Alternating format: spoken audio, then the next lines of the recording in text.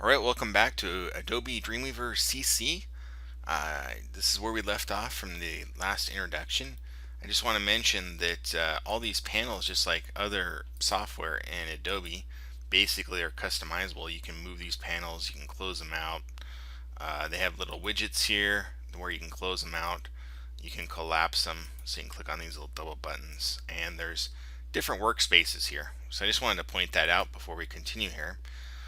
So the whole goal here is to actually create some sort of site, and I have my portfolio site here that I essentially have, a header. I have, basically a nav bar here, an H1 tag, H2, and then some paragraph text.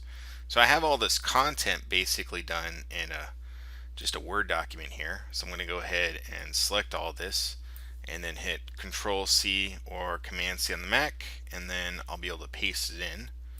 So I'm going to switch back to Dreamweaver, and so I could basically highlight this whole thing here and hit Control V or Command V on a Mac, and voila, I now have this in here.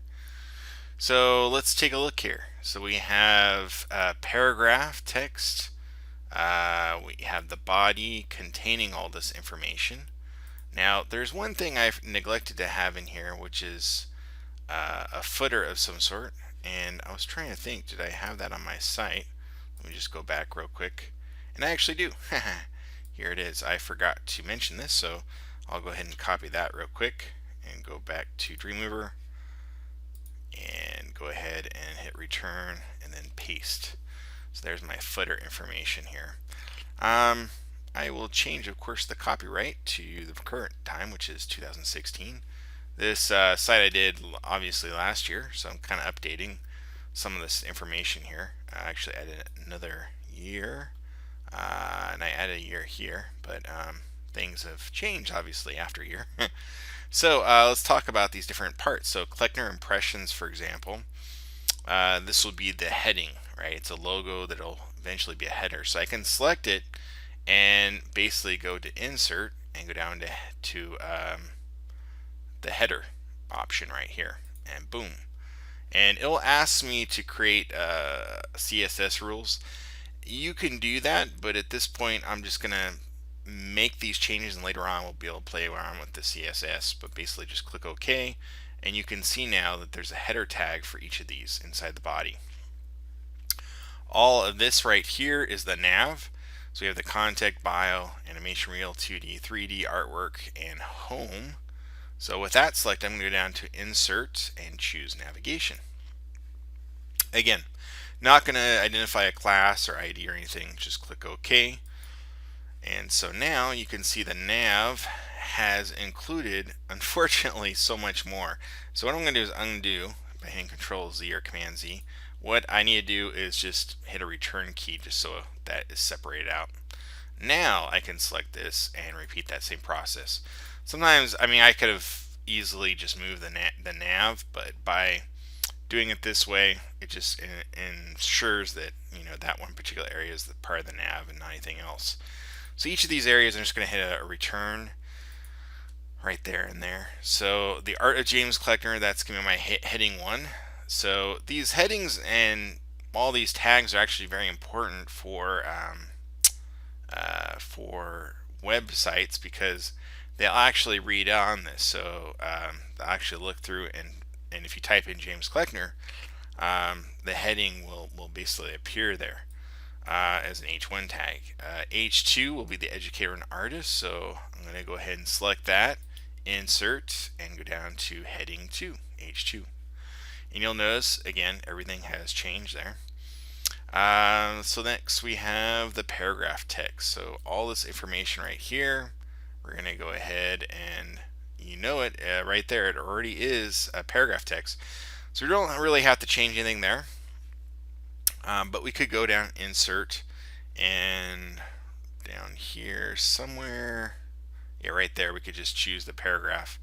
But it's already been, basically if I do that, nothing has changed because it is a paragraph text already. And then lastly, the footer right here. So I'm going to select this.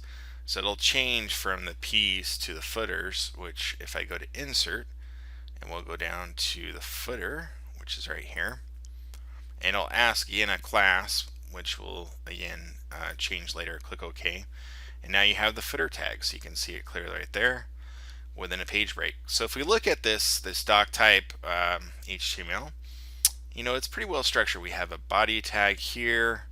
We have the header clearly set up here, which is the collector impressions. And it is paragraph text.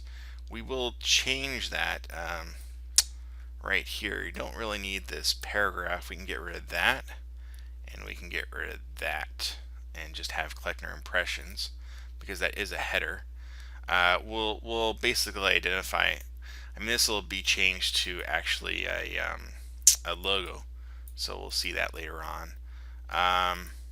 Then we have the nav, which is all contained in here. So the paragraph text here we don't really need, but we'll get rid of that later on here. We have the H1 tag, and then the H2, that looks good, and then the rest of the paragraph. Now we do have, it looks like we have some page breaks right here. We don't need this, so I'm going to go ahead and delete that and delete that. So it looks like we just got a few of them here that we didn't really need, and delete that there.